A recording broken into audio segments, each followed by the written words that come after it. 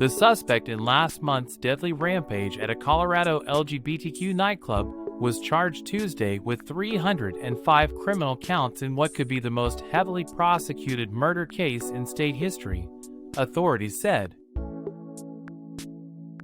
Aldrich is suspected of killing 5 people and wounding 17 others on November 19th at Club Q in Colorado Springs.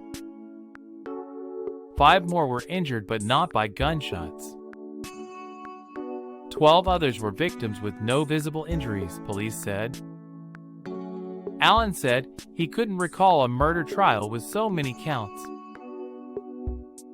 At least to my knowledge, I think it's probably the most charges that we've ever filed in a single case on a murder case like this in the state of Colorado, Allen told reporters after the hearing. But there could be others out there that I'm just not thinking of right now. Lawyers on both sides asked the judge to schedule Aldrich's preliminary hearing for May. We have a lot of obligations already, both of us, that make it very difficult to get something scheduled in the early spring, defense lawyer Joseph Archambault told the court. Allen cited his own busy trial schedule and said defense lawyers will need time to go over all of the evidence against their client. Allen, on March 17, is set to start the high-profile murder trial of Letitia Stauch, who is accused of killing 11-year-old stepson Gannon Stauch, who vanished in January of 2020. This case, we expect to be very voluminous, will probably take some time for defense to digest it and be ready for presentation of evidence at a preliminary hearing, Allen told the court. But 4th Judicial District Judge Michael McHenry insisted the hearing can start sooner and ordered both sides to be ready on February 22nd for a preliminary hearing he expected to last 2 days. I would be surprised if we get to an actual jury trial sometime in 2023, Allen later told reporters. I suspect it'll be sometime later than that. Aldrich sat alongside defense lawyers, wearing a fluorescent-lined jail uniform and appearing attentive throughout the proceeding. Tuesday's pretrial hearing was the first time the public saw Aldrich since November 23rd, when the 22-year-old made an initial court appearance. The suspect, who was roughed up by club patrons who desperately fought back during the shooting, appeared lethargic that day and struggled to sit upright in a wheelchair. Booking mug shots showed numerous cuts all over the suspect's face, a black swollen left eye and a bruise behind the left ear. Aldrich is non-binary and uses they/them pronouns. At the very first setting, the suspect's demeanor and body were much different than today, Allen said after the hearing.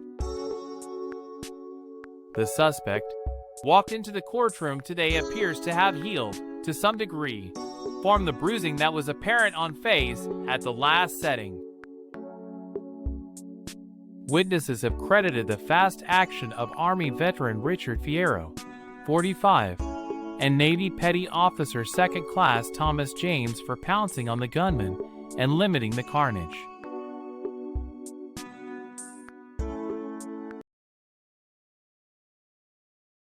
North Carolina County enters third day of outages as FBI probes motive. Thousands of residents in a North Carolina county entered their third day without lights and heating on Tuesday after targeted attacks on 2 electric substations over the weekend caused widespread outages and shut down schools across the county.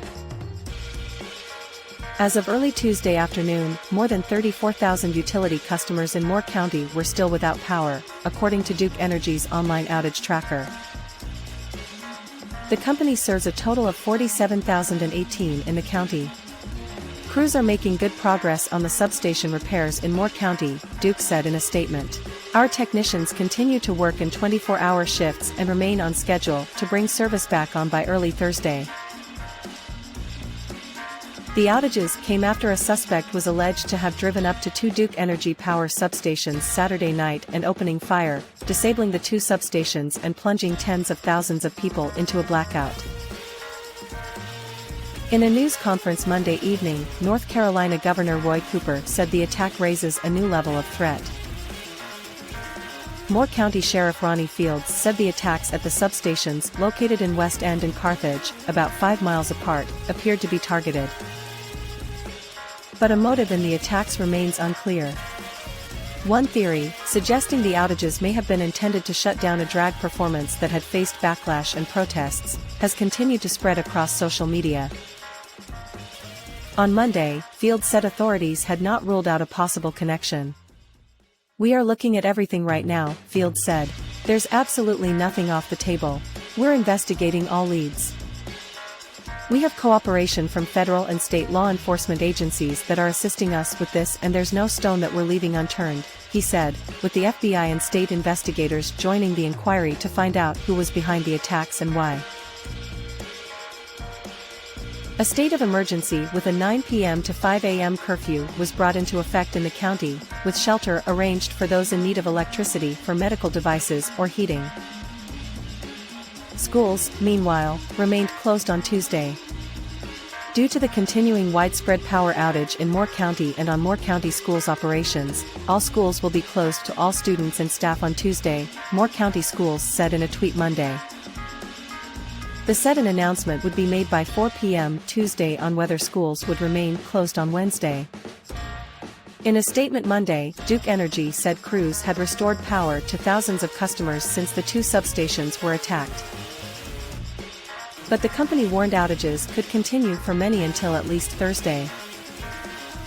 "We are restoring customers where possible, but the damage is beyond repair in some areas. That leaves us with no option but to replace large pieces of equipment, which is not an easy or quick task," Jason Hollyfield, Duke Energy's general manager for emergency preparedness, said in a statement. The company explained that electric substations play an important role in getting electricity to customers, as they serve to regulate voltage coming from generation sources, lowering it so energy can be delivered to homes and businesses. The energy company asked that customers turn off appliances and other electrical devices that may have been on when the power went out so there will not be an immediate surge on the system once power is restored. Customers affected by outages should consider moving family members, especially those with special needs, to a safe, alternative location due to anticipated time required to fully restore service, the company said. It added that it would continue to work with local, state and federal agencies on their ongoing investigation into the incident.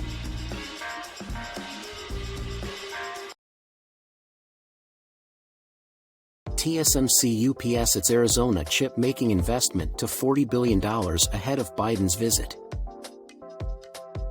Taiwan Semiconductor Manufacturing Company is upping its investment in the United States, announcing Tuesday that it's building a second semiconductor factory in Arizona and raising its investment there from $12 billion to $40 billion.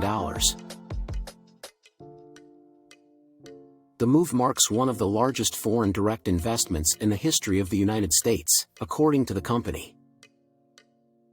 TSMC's plans come as tensions between Washington and Beijing are rising over chips, with President Joe Biden imposing a sweeping set of controls on the sale of advanced chips and chip-making equipment to Chinese firms.